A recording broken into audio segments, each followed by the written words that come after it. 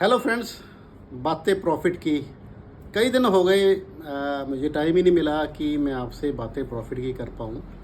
तो मैं सोच रहा था कि आपको सबसे आसान तरीका बताऊं कि जिससे आप अपने पैसे 3-4 साल में डबल कर सकते हैं। क्योंकि आजकल एफडीआर या गवर्नमेंट की कोई भी सेविंग स्कीम है, उसमें 7 या 8% से ज़्यादा आपको रिज़ल्ट नहीं मिलेगा, इंटरेस्ट नहीं मिलेगा। चाहे आप सीनियर सिटीजन हैं तो आपको 1% ज़्यादा मिल जाएगा। और बहुत से म्यूचुअल फंड ऐसे हैं जो आजकल के बुल रन वाली सिचुएशन में, हालांकि ये घातक सिचुएशन है, वारन बफे भी उनका सी ए जी आर का मतलब होता है कंपाउंडेड एनुअल ग्रोथ रेट, तो उनका भी 12 से 15% ही रहा है। और बड़े बड़े फंड वाले लीडर और बड़े बड़े जो स्टॉक मार्केट के गुरु हैं उनको मैच करने की कोशिश करते हैं।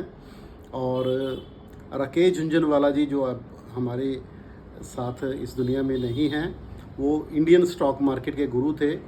वो उनकी वर्डिंग है कि अगर आपको 15% का रिटर्न मिल रहा है ना, ईयर ऑन ईयर, और लंबे समय तक मिल रहा है, तो आप खुदा हैं, आप गॉड हैं।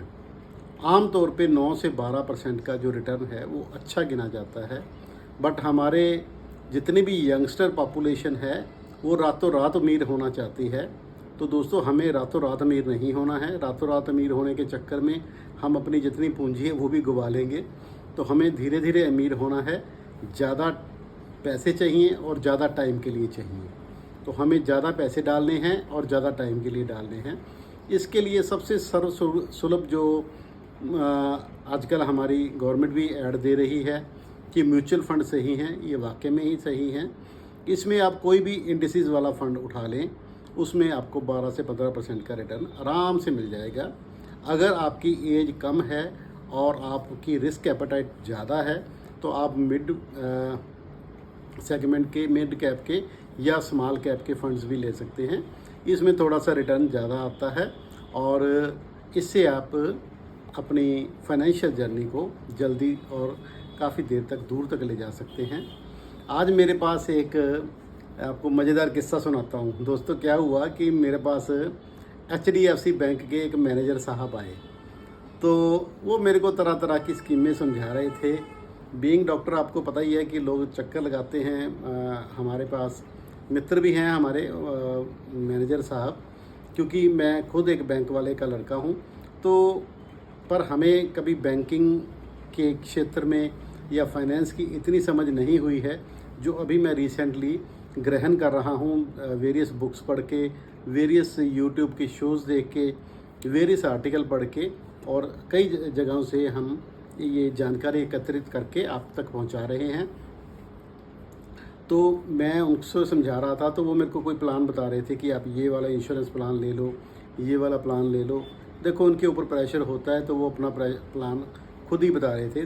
जब मैंने उनको बताया कि फ़लाना म्यूचुअल फ़ंड, मैं नाम नहीं लूँगा आप भी, वो पिछले 1 साल में 114% की ग्रोथ दे चुका है, तो आप कौन सा फ़ंड बताते हो?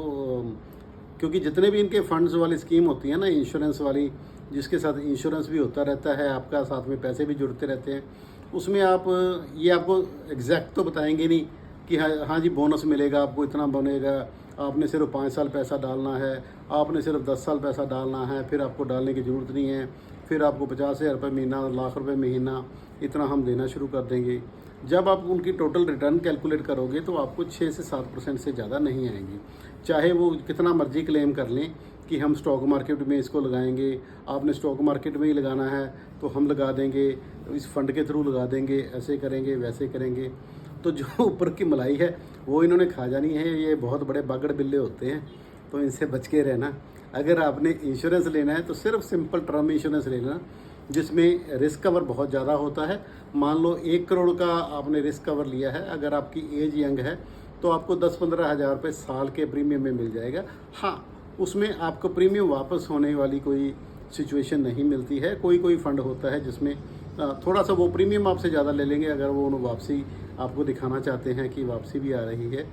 नहीं तो आमतौर पे लोगों को 4 या 5 लाख रुपए का इंश्योरेंस थमा देते हैं और उनकी साल की लाख रुपए की ईएमआई बना देते हैं कि 1 लाख रुपए महीना साल आपको जमा करना पड़ेगा, या 50,000 रुपये साल जमा करना पड़ेगा, या 6-6 महीने में 50-50 हज़ार की किस्तें देनी पड़ेगी।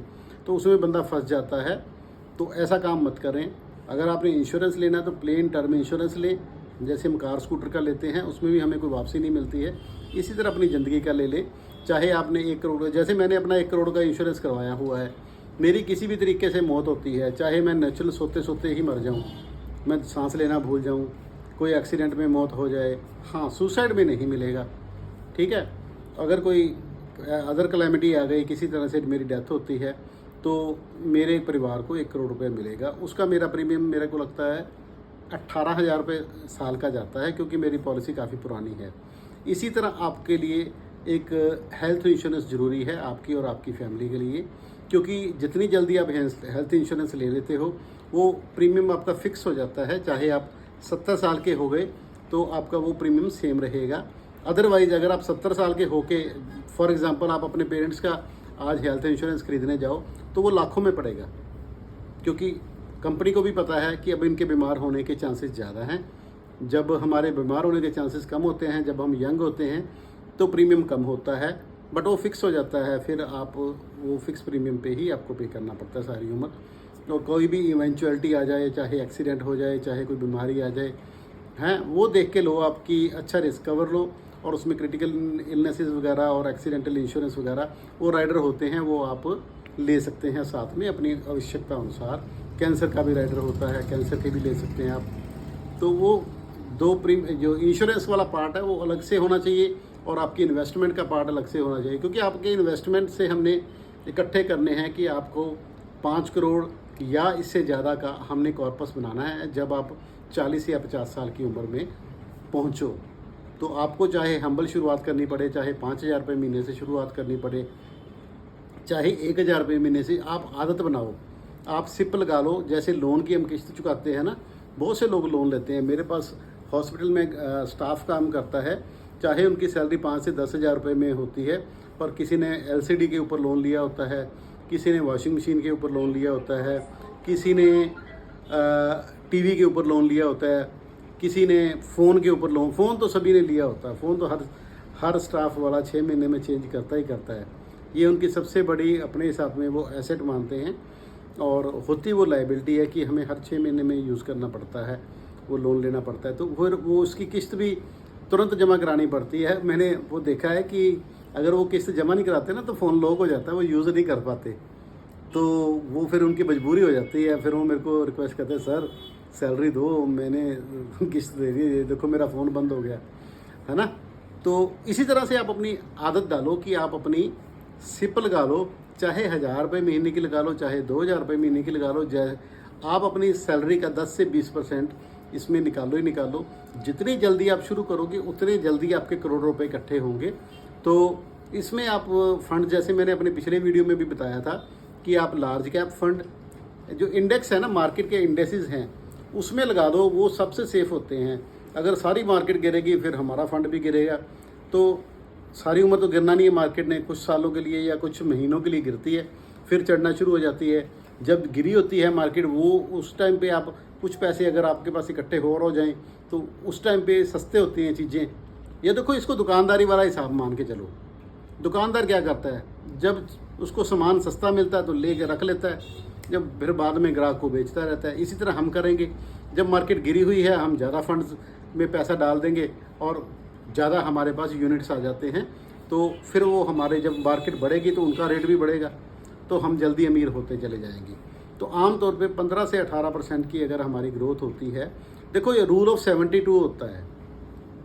अगर रेट ऑफ रिटर्न को हम 72 से डिवाइड, 72 को रेट ऑफ रिटर्न से डिवाइड कर दें तो हमें पता चल जाता है कि हमारे पैसे कब डबल होंगे। अगर मान लो 18% रिटर्न आ रही है तो हमारे हर 4 साल में पैसे डबल हो जाएंगे। अगर हमने लाख रुपए लगाया तो हमारा 2 लाख हो जाएगा, 2 से 4 हो जाएगा। अच्छा, फिर मज़े की बात सुनो, कंपाउंडिंग ऐसे होती है कि पहले साल आपने मान लो 1 लाख रुपए, पहले 1 लाख रुपए इकट्ठा हो गया, तो उसका कंपाउंडिंग होके 4 साल में लाख से 2 लाख रुपए हो गया। तो अब 2 लाख से 4 लाख होने हैं सीधे। उसके लिए आपको 4 साल नहीं लगेंगे फिर, क्योंकि साथ साथ में आप और भी इन्वेस्टमेंट करते जा रहे हो, तो आपकी डबलिंग टाइम कम होता चला जाता है। तो ये सिप कैलकुलेटर से, आप किसी भी सिप कैलकुलेटर से बड़े आराम से देख सकते हो। सभी फंड हाउसेज ने सिप कैलकुलेटर रखे हुए हैं, उससे आप देख सकते हो कि 15 से 18% रुपए में परसेंट का रिटर्न दे के अगर मैं इतने पैसे जमा करता हूँ तो मेरे को 10 साल बाद कितने पैसे मिलेंगे, बड़े आराम से आप कैलकुलेट कर सकते हो। और अगर आपको कोई प्रॉब्लम आ रही है, आप कोई क्वेश्चन पूछना चाहते हैं, तो मेरे को नीचे कमेंट बॉक्स में क्वेश्चन पूछ सकते हैं, मैं ट्राई करूँगा आंसर देने की। और फिर हम मिलते हैं नए वीडियो में आपके साथ। धन्यवाद, थैंक यू।